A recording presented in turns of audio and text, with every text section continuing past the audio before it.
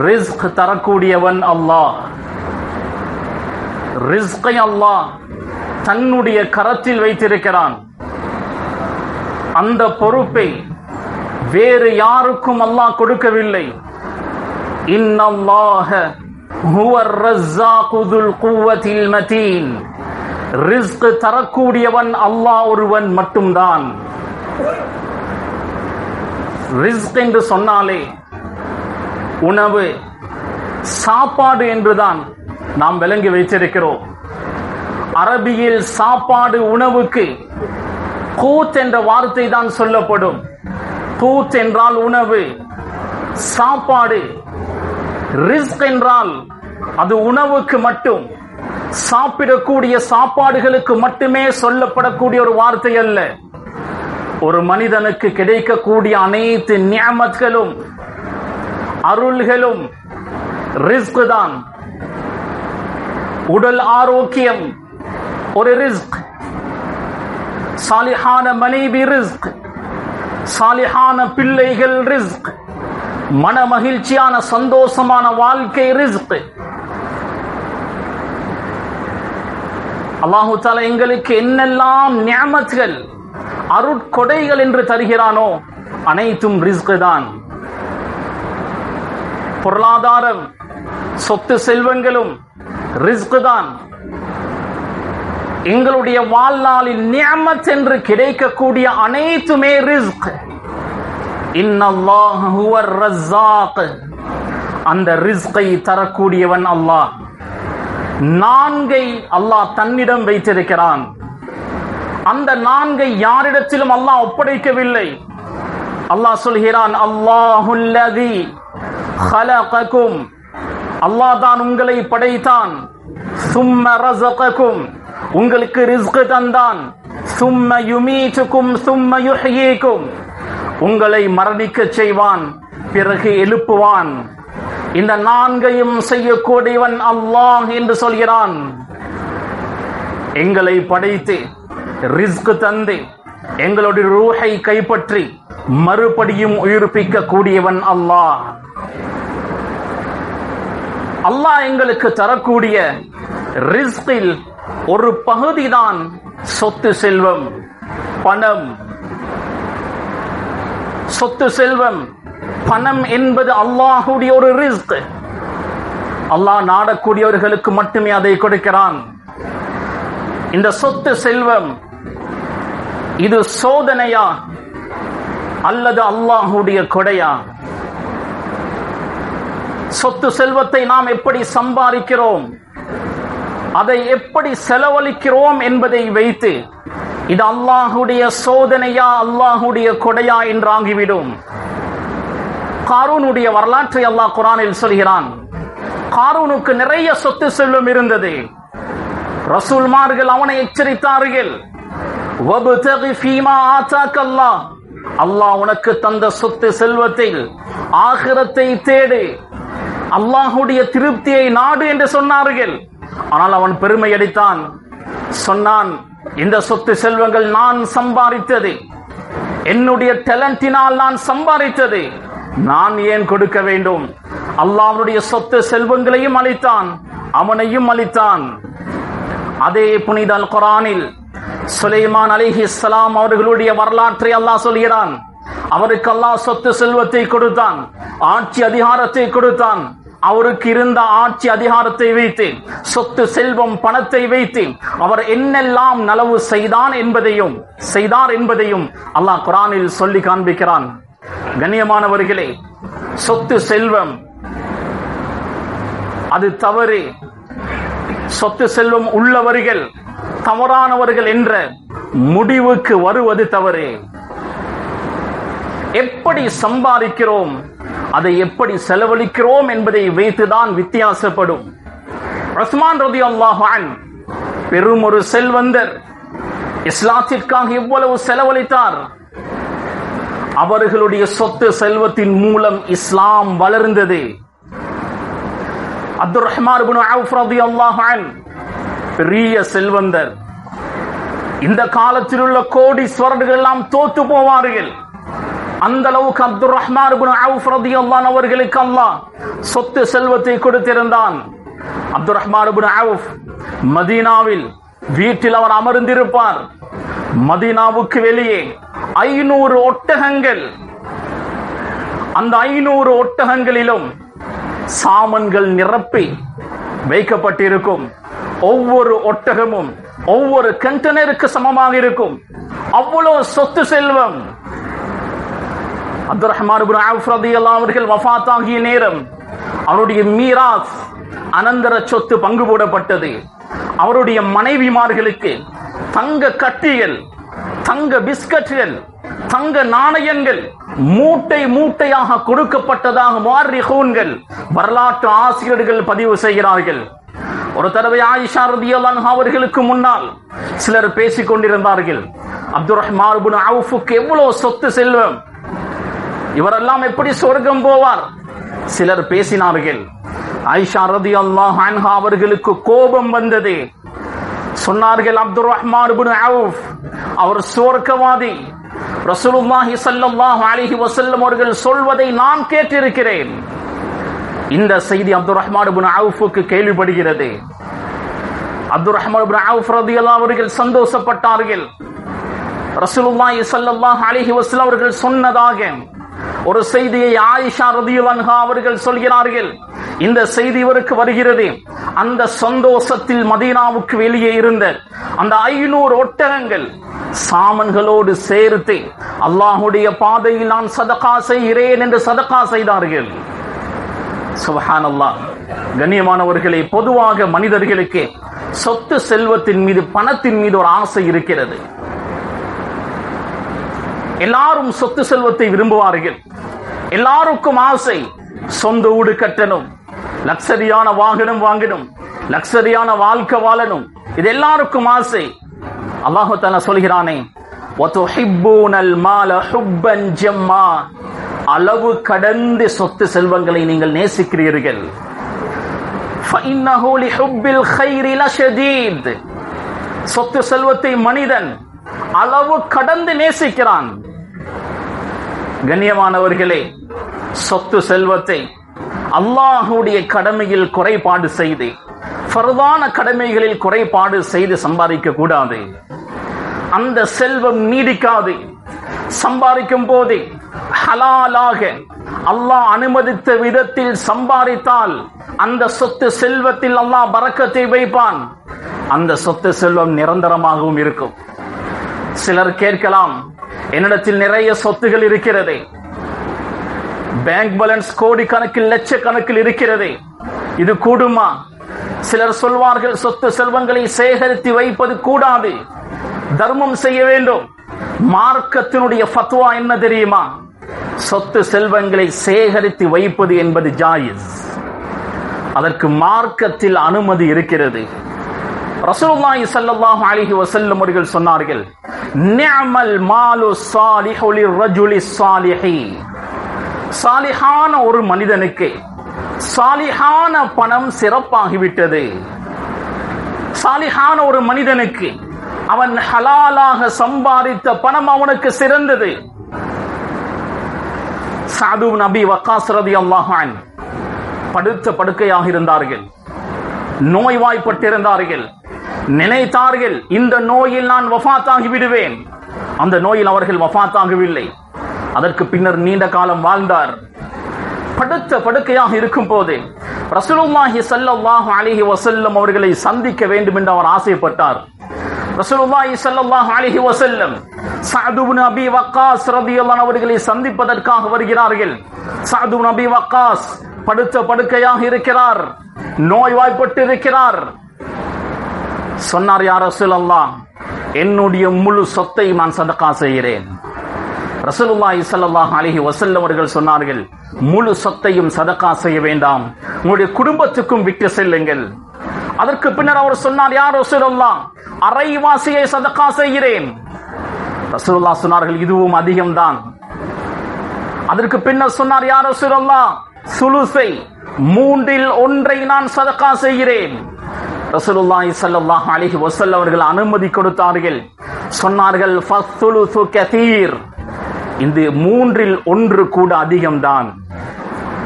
உங்களுடைய குடும்பத்தை மக்களிடத்தில் கையேந்தக்கூடியவர்களாக, தேவையுடையவர்களாக விட்டு செல்வது அது மோசம், அது தவறு. சதகா செய்வதை விட உங்களுடைய குடும்பத்தை, உங்களுடைய பிச்சலத்தை, பிள்ளைகளை கையேந்த கூடியவர்களாக விட்டு செல்லாதீர்கள் என்று ரசூலுல்லாஹ் பாடம் எடுத்தார்கள். சஅத் இப்னு அபீ வக்காஸ் ரலியல்லாஹு அன்ஹு அவர்களுக்கு ஒரே ஒரு மகள் தான் இருந்தால். இந்த ஹதீஸில் இருந்து நாம் என்ன விளங்குகிறோம்? சொத்து செல்வத்தை நாம் ஹலாலாக சம்பாதித்து இருக்கிறோமா? ஜகாத்தை நிறைவேற்றுகிறோமா? சதகா தான தர்மங்கள் செய்கிறோமா? தேவையுடையவர்களுக்கு அள்ளி கொடுக்கிறோமா? அது போக மேல் மிச்சமானதை சேகரித்து வைக்கலாம். எனக்காக, என்னுடைய பிச்சலத்துக்காக, பிள்ளைகளுக்காக சேர்த்து வைப்பது தவறல்ல. ذَلِكَ فَضْلُ اللَّهِ يُؤْتِيهِ مَن يَشَاءُ. அல்லாஹ் சொல்கிறான், இது அல்லாஹ்வுடைய கொடை. இந்த ஃபضலை அல்லாஹ் நாடியவர்களுக்கு கொடுப்பான். சில ஏழைகளுக்கு சரியான கவலை. செல்வந்தர்கள் நிறைய சதக்கா செய்கிறார்கள், நிறைய நன்மைகளை சம்பாதிக்கிறார்கள். எங்களுக்கு அந்த சந்தர்ப்பம் இல்லையே. ரசூலுல்லாஹி ஸல்லல்லாஹு அலைஹி வஸல்லம் அவர்களிடத்தில் வந்தார்கள். யா ரசூலல்லாஹ், செல்வந்தர்கள் எங்களை முந்திவிட்டார்கள். எங்களை போன்ற அவர்கள் அமல் செய்கிறார்கள், சதகாவும் செய்கிறார்கள். சதகா செய்யக்கூடிய அளவுக்கு எங்களிடத்தில் வசதி இல்லையே யா ரசூலல்லாஹ். ரசூலுல்லாஹி ஸல்லல்லாஹு அலைஹி வஸல்லம் அவர்கள் ஒரு அமலை சொல்லிக் கொடுத்தார்கள். ஒவ்வொரு தொழுகைக்கு பின்னரும் சுப்ஹானல்லாஹ் 33 தடவை, அல்ஹம்துலில்லாஹ் 33 தடவை, அல்லாஹு அக்பர் 34 தடவை நீங்கள் சொன்னால் அந்த செல்வந்தர்களுடைய சதகாவுக்கு சரிசமமாக ஆகுவீர்கள். இதை ஏழைகள் செய்து வந்தார்கள். செல்வந்தர்களுக்கு இந்த அமல் கேள்விப்படுகிறது, செல்வந்தர்களும் செய்ய ஆரம்பிக்கிறார்கள். இந்த நேரத்தில் ஏழைகள் வந்து சொல்கிறார்கள், யா ரசூலல்லாஹ், செல்வந்தர்களும் இந்த அமலை செய்கிறார்கள், எங்களை அவர்கள் முந்திவிட்டார்கள். அந்த நேரத்தில் ரசூலுல்லாஹி ஸல்லல்லாஹு அலைஹி வஸல்லம் இந்த குர்ஆனுடைய வசனத்தை ஓதி காண்பித்தார்கள். ذَلِكَ فَضْلُ اللَّهِ يُؤْتِيهِ مَن يَشَاءُ. இது அல்லாஹ்வுடைய பேருபகாரம், அல்லாஹ் நாடக்கூடியவர்களுக்கு கொடுப்பான். சொத்து, செல்வம், பணம் என்பது அல்லாஹ்வுடைய ஃபضல். அல்லாஹ் நாடக்கூடியவர்களுக்கு கொடுக்கிறான். யாருக்கெல்லாம் சொத்து செல்வங்கள் இருக்கிறதோ அவர்கள் அல்லாஹ்வுடைய பாதையில் செலவழிப்பதற்கு யோசிக்க கூடாது. இஸ்லாம் செல்வந்தர்களுடைய செல்வத்தினால் நிலையானது என்று சொன்னாலும் தவறாகாது. 4 பேருடைய சொத்து செல்வத்தினால் இஸ்லாம் வளர்ந்தது. خديجة رضي الله عنها, அபூ பக்கர், உஸ்மான், அப்துர் ரஹ்மான் இப்னு அவுஃப் ரலியல்லாஹு அன்ஹும் அஜ்மஈன், இந்த 4 பேர்களுடைய சதகாவினால், அவர்கள் செலவழித்ததினால் இஸ்லாம் வளர்ந்தது. மக்காவில் 2 பேருடைய சதகா, خديجة ரலியல்லாஹு அன்ஹா, அபூ பக்கர் சித்திக் ரலியல்லாஹு அன்ஹு. மதீனாவில் உஸ்மான் இப்னு அஃபான் ரலியல்லாஹு அன்ஹு, அப்துர் ரஹ்மான் இப்னு அவுஃப் ரலியல்லாஹு அன்ஹு, இவர்களுடைய சதகாவின் மூலம் இஸ்லாம் வளர்ந்தது. கண்ணியத்துக்குரியவர்களே, புகுல், கஞ்சத்தனம் என்பது அல்லாஹ் வெறுக்கக்கூடிய மிக மோசமான ஒரு குணம். وَمَن يَبْخَلْ فَإِنَّمَا يَبْخَلُ عَن نَّفْسِهِ. கஞ்சத்தனம் உள்ளவன், யாரிடத்தில் அந்த குணம் இருக்கிறதோ அவன் அவனுக்கே செலவழிக்க மாட்டான். அல்லாஹு தஆலா சொத்து செல்வத்தை தந்திருக்கிறானா? எனக்கு, என்னுடைய குடும்பம், என்னுடைய செலவினத்துக்கு கீழால் உள்ளவர்களுக்கு செலவழிக்கணும். அது போக தேவையுள்ளவர்களுக்கு கொடுப்பதற்காக வேண்டிதான் அல்லாஹ் எங்களிடத்தில் சொத்து செல்வத்தை தந்திருக்கிறான். அல்லாஹ் ஒவ்வொருவருக்கும் ரிஸ்கை பொறுப்பெடுத்து விட்டான். எங்களுடைய ரிஸ்குடைய பொறுப்புதாரி அல்லாஹ். அதை ஒவ்வொருவருக்கும் அல்லாஹ் நிர்ணயித்திருக்கிறான். இன்னாருக்கு இவ்வளவு, இன்னாருக்கு இவ்வளவு அல்லாஹ் நிர்ணயித்ததுதான் எங்களுக்கு கிடைக்கும். ரசூலுல்லாஹி ஸல்லல்லாஹு அலைஹி வஸல்லம் அவர்கள் சொன்னார்கள், இன்ன ரூஹல் குதுஸை நஃபத ஃபீ ரூஇ. ஜிப்ரீல் அலைஹிஸ்ஸலாம் அவர்கள் வந்து எனக்கு ஒரு ஊது ஊதினார்கள். சொன்னார்கள், லன் தமூத நஃப்ஸுன் ஹத்தா தஸ்தக்மில அஜலஹா வ தஸ்தவ்இப ரிஸ்கஹா. ஒரு ஆன்மா அதனுடைய அஜலை பூர்த்தி செய்யாமல், ரிஸ்கை பரிபூரணமாக பெறாமல் வஃபாத் ஆகிவிடாது. எங்களுடைய அஜல் பூர்த்தியாகாமல் நாம் வஃபாத் ஆக மாட்டோம். எப்போது அஜல் பூர்த்தியாகுமோ அந்த நேரத்தில் எங்களுடைய ரூஹ் உடம்பை விட்டு பிரியும். எப்பொழுது எங்களுடைய ரிஸ்க் முடிவடைந்து விடுமோ அந்த நேரத்தில் நாம் வஃபாத்தாகி விடுவோம். கண்ணியத்துக்குரியவர்களே, அல்லாஹ் ஒரு மனிதனுக்கு நிறைய ரிஸ்குகளை கொடுப்பான். அது சொத்து செல்வமாக இருக்கலாம், உடல் ஆரோக்கியம், நல்ல பெயர், சாலிஹான மனைவி, சாலிஹான பிள்ளைகள், சந்தோஷமான மனமகிழ்ச்சியான வாழ்க்கை, நிம்மதியான வருமானம், ஹலாலான பிசினஸ், இப்படி நிறைய சொல்லிக்கொண்டே போகலாம். ஒரு மனிதனுக்கு அல்லாஹ் கொடுக்கக்கூடிய ரிஸ்குகளில் ஆக உயர்ந்த ரிஸ்க் சுவர்க்கம். சொர்க்கத்துடைய இன்பங்களை பற்றி அல்லாஹ் சொல்லிக் கொண்டு வரும்போது கத் அஹ்ஸனல்லாஹு லஹு ரிஸ்கா, அல்லாஹ் அழகான ரிஸ்கை அவருக்கு கொடுத்து விட்டான் என்று அல்லாஹ் தஆலா சொல்கிறான். துன்யாவில் எல்லா ரிஸ்குகளும் கிடைத்து மறுமையில் சுவர்க்கம் என்ற ரிஸ்க் கிடைக்கவில்லை என்றால் அவன் பாக்கியசாலியா? உண்மையான ரிஸ்க் சுவர்க்கம் என்ற ரிஸ்க் தான்.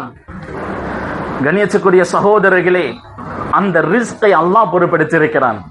இதுதான் எங்களுடைய முதல் நம்பிக்கையாக இருக்கணும். நான் சம்பாதிப்பதினால் எனக்கு சொத்து செல்வம் வராது, நான் சம்பாதிப்பதினால் என்னுடைய குடும்பம் சந்தோஷமாக இருக்காது. அல்லாஹ் எம்மை சந்தோஷமாக வைத்திருக்கிறான், ரிஸ்கை அல்லாஹ் எமக்கு தந்திருக்கிறான்.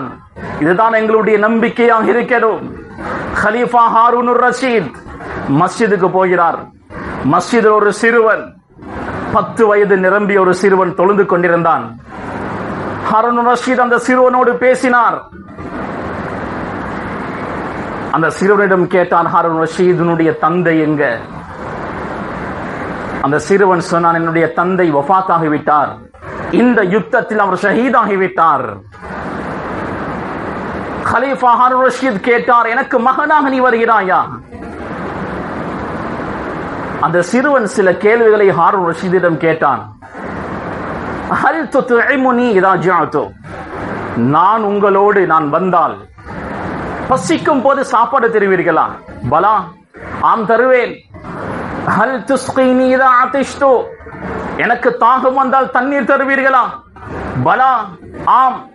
ஹல் தக்ஸூனி இதா உரீது, எனக்கு ஆடை இல்லை என்றால் ஆடை வாங்கி தருவீர்களா? பலா, ஆம். ஹல் துஹ்யீனி இதா மித்து, நான் வஃபாத் ஆகினால் என்னை உயிர்ப்பிப்பீர்களா? அல்லாஹ்வே சொல்லிவிட்டானே, அவன் தான் படைத்தான், அவன் தான் ரிஸ்க் கொடுக்கிறான், அவன் தான் உயிரை பறிப்பான், அவன் தான் மறுபடியும் உயிரை கொடுப்பான். கலீஃபா ஹாரூன் ரஷீத் 10 வயது நிரம்பிய ஒரு பிள்ளையுடைய ஈமானிய வார்த்தையை கேட்டு சொன்னார், மன் தவக்கல அலல்லாஹி கஃபா, யார் அல்லாஹ் மீது தவக்குல் வைக்கிறாரோ அவருக்கு அல்லாஹ் போதுமானவனாக ஆகிவிடுவான். அல்லாஹ் மீது உள்ள தவக்குல் பூர்த்தியாக இருந்தால் எங்களுடைய சகல காரியங்களையும் அல்லாஹ் பொறுப்பேற்று விடுவார். எங்களுடைய ஈமான் தான் அடிப்படை. கண்ணியத்துக்குரிய சகோதரர்களே, அல்லாஹ் ஒரு மனிதனுடைய ரூஹை கைப்பற்றுகிறான் என்றால் அவனுடைய ரிஸ்க் முடிவடைந்து விட்டது. யாரும் பசியில் வஃபாத்தாக மாட்டார்கள், யாரும் ரிஸ்க் இல்லாமல் வஃபாத்தாக மாட்டார்கள். அவர்களுடைய ரிஸ்க் முடிந்ததினால் வஃபாத்தாகி விட்டார்கள். வமா மின் தாபத்தின் ஃபில் அர்தி இல்லா அலல்லாஹி ரிஸ்குஹா, அல்லாஹ் குர்ஆனில் சொல்கிறான், அனைத்து உயிரினங்களுடைய ரிஸ்கும் அல்லாஹ்விடம் தான்.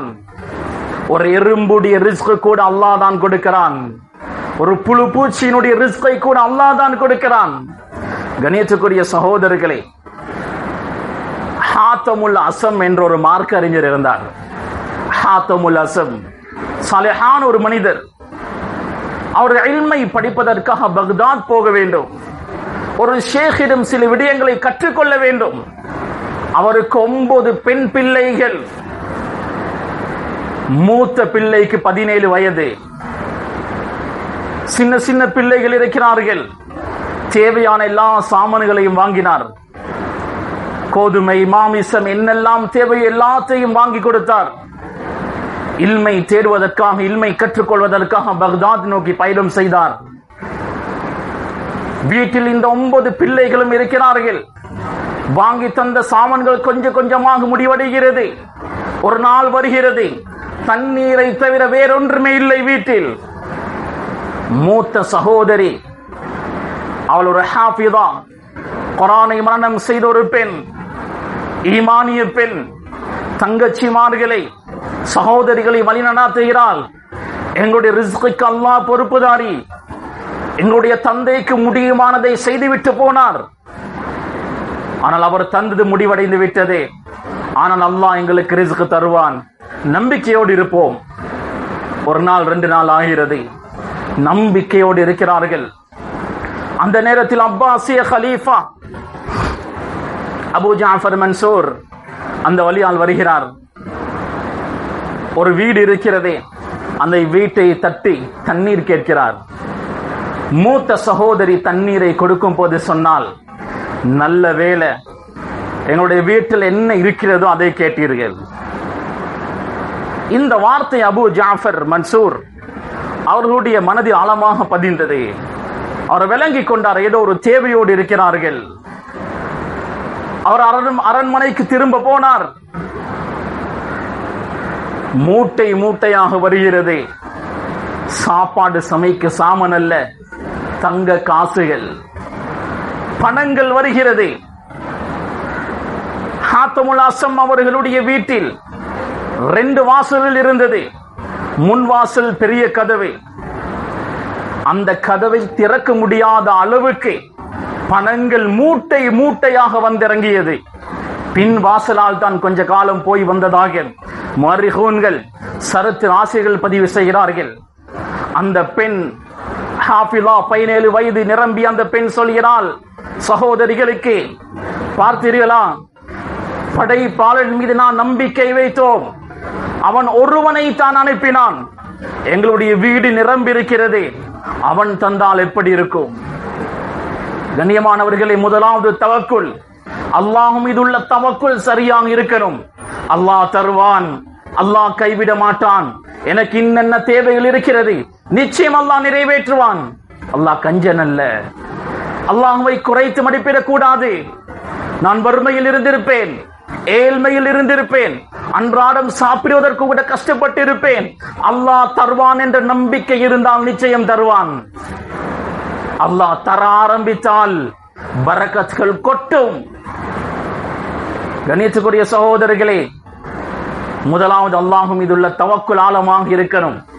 இரண்டாவது, அல்லாஹ் தருவான் என்ற நம்பிக்கையோடு வீடுகளில் சம்மானம் கொட்டி உட்கார்ந்து இருக்கவும் கூடாது. உழைக்கணும், சம்பாதிக்கணும். உமர் ரலியல்லாஹு அன்ஹு சுவர்க்கத்திற்கு நன்மாராயம் சொல்லப்பட்ட ஒரு சஹாபி. ரசூலுல்லாஹ் சொன்னார்கள், எனக்கு பின்னர் ஒரு நபி வரமாட்டார், அப்படி வருவது என்றால் அது உமர் தான். அந்த உமர் ரலியல்லாஹு அவர்கள் சொல்வார்கள், லா யக்உது அஹதுக்கும், உங்களில் ஒருவர் வீட்டில் அமர்ந்து கொள்ள வேண்டாம். அல்லாஹ்வுடைய ரிஸ்க் வரும் வரும் என்று வீட்டில் குந்திக் கொண்டிருக்க வேண்டாம்.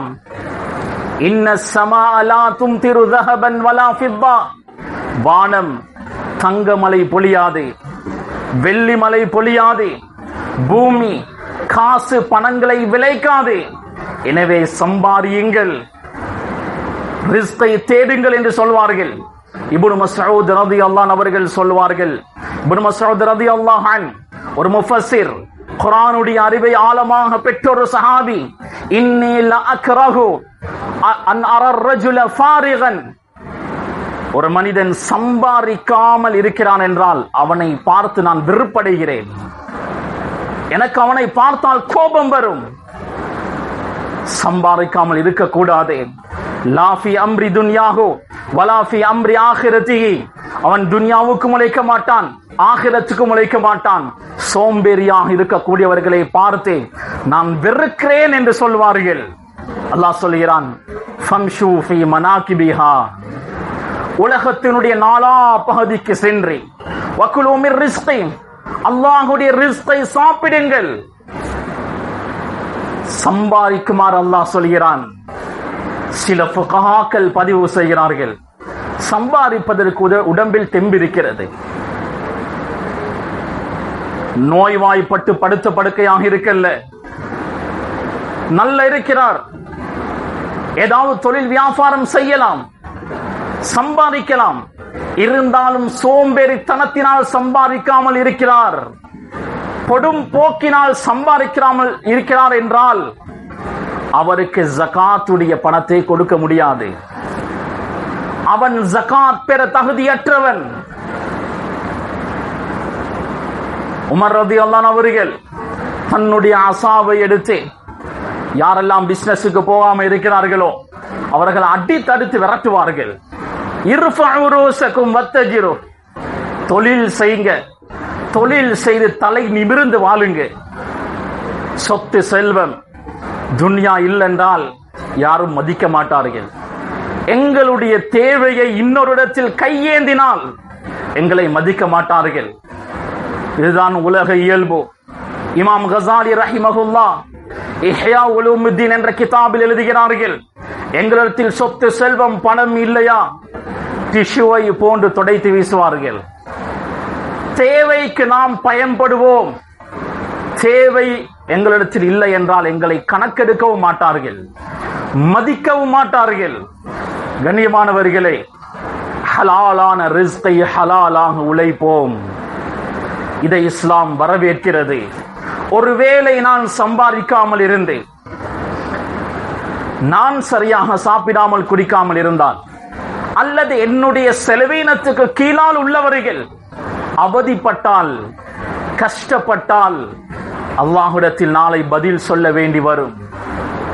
என்னுடைய மனைவிக்கு நான், என்னுடைய பிள்ளைகளுக்கு சம்பாதித்து சரியான முறையில் உணவு கொடுக்கவில்லை என்றால் நான் அல்லாஹ்விடத்தில் குற்றவாளி,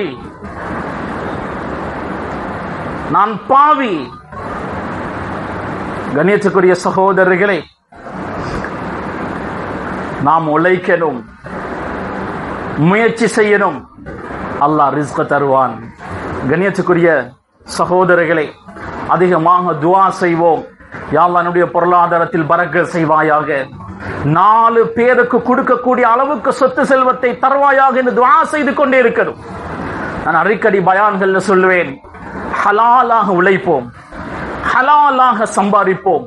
ஹஜ் உம்ரா என்ற கடமைகளை நிறைவேற்ற, கஅபாவை தவாஃப் செய்ய, ரசூலுல்லாஹ்வுடைய கபரை ஜியாரத் செய்ய ஹலாலாக உழைப்போம். வீட்டுக்கு வரக்கூடிய விருந்தாளிகளை நல்ல முறையில் உபசரிக்க, இப்ராஹிம் அலைஹிஸ்ஸலாம் அவர்களுடைய விருந்தோம்பலை பற்றி அல்லாஹ் குர்ஆனில் சொல்கிறானே, அந்த விருந்தோம்பல் என்னுடைய வீட்டுக்கு வரக்கூடிய விருந்தாளிகளுக்கு நாம் கொடுக்கணும்.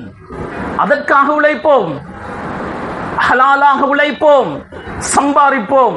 தலை நிமிர்ந்து வாழ, யாரிடத்திலும் கையேந்தாமல் இருக்க, சதகா என்ற அமலை செய்ய, ஜகாத் என்ற கடமையை செய்ய. கண்ணியத்துக்குரிய சகோதரர்களே, கையேந்துவதை இஸ்லாம் வெறுக்கிறது.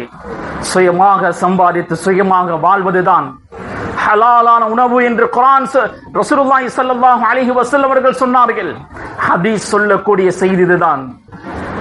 சிறந்த சாப்பாடு, சுத்தமான சாப்பாடு எது தெரியுமா?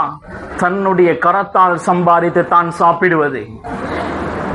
கண்ணியத்துக்குரிய சகோதரர்களே, ஒரு நாளும் அதிகமான சொத்து செல்வத்தை தாயா அல்லாஹ்னு கேட்க கூடாது. ரசூலுல்லாஹ் அப்படி கேட்கவும் இல்லை. அல்லாஹும்ம பாரிக் ஃபீ ரிஸ்கி, யா அல்லாஹ் என்னுடைய ரிஸ்கில் பரக்கத் செய்வாயாக என்று தான் ஸல்லல்லாஹு அலைஹி வஸல்லம் அவர்கள் கேட்டார்கள். நிறைய சொத்து செல்வங்கள் கிடைத்தே அது முசீபத்தாக மாறினால், சோதனையாக மாறினால் என்ன பிரயோஜனம்? அதனால் அல்லாஹும்ம பாரிக் ஃபீ ரிஸ்கி, என்னுடைய ரிஸ்கில் பரக்கத் செய்வாயாக என்று நாம் அடிக்கடி துஆ செய்து கொண்டே இருப்போம். முயற்சி செய்வோம்.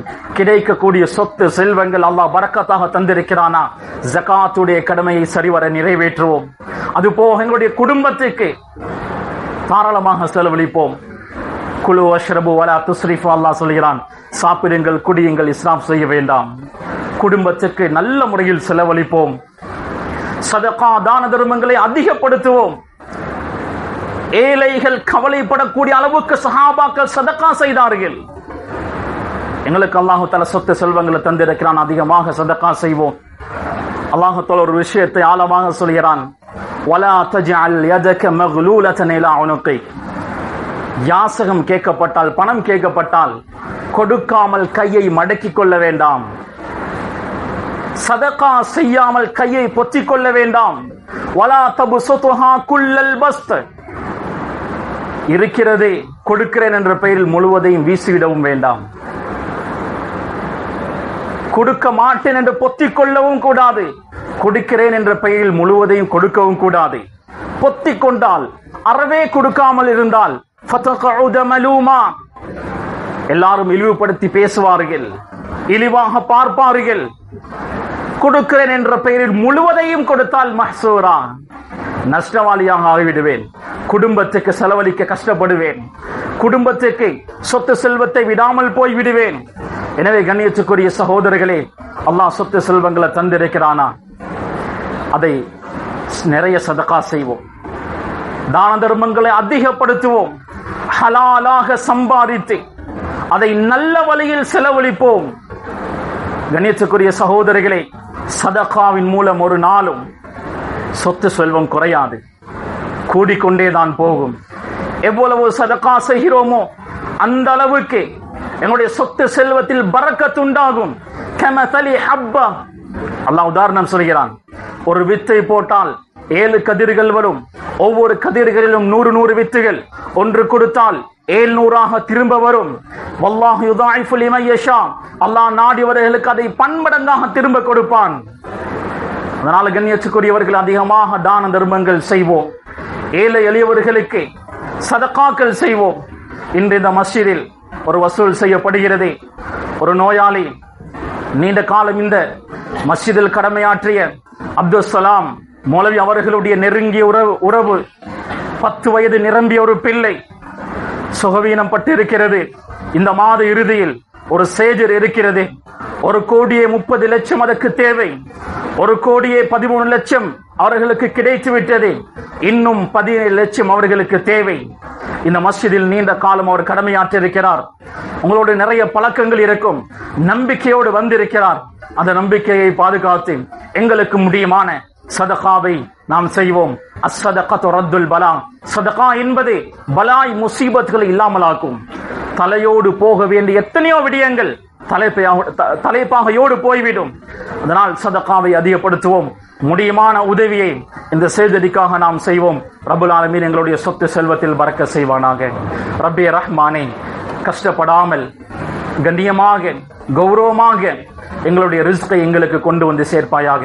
ரப்பே, ரிஸ்குக்காக எங்களை அலைய வைத்து விடாத ரப்பே, துனியாவுக்காக எங்களை அலைய வைத்து விடாத ரப்பே, கண்ணியமாக எங்களுடைய ரிஸ்கை கொண்டு வந்து சேர்ப்பாயாக. ரப்பே, எங்களுடைய ரிஸ்கில் பரக்கத் செய்வாயாக. ரப்பே, பரக்கத்தை உண்டாக்குவாயாக.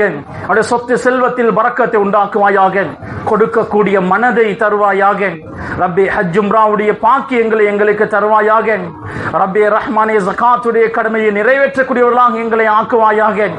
ரப்பே, உனது பொருத்தத்தை அடைந்த சாலிஹான மக்களுடைய கூட்டத்தில் எங்களை சேர்த்தல்வாயாக. ஆமீன். வாஹிரு தஅவானா அல்ஹம்துலில்லாஹி ரப்பில் ஆலமீன்.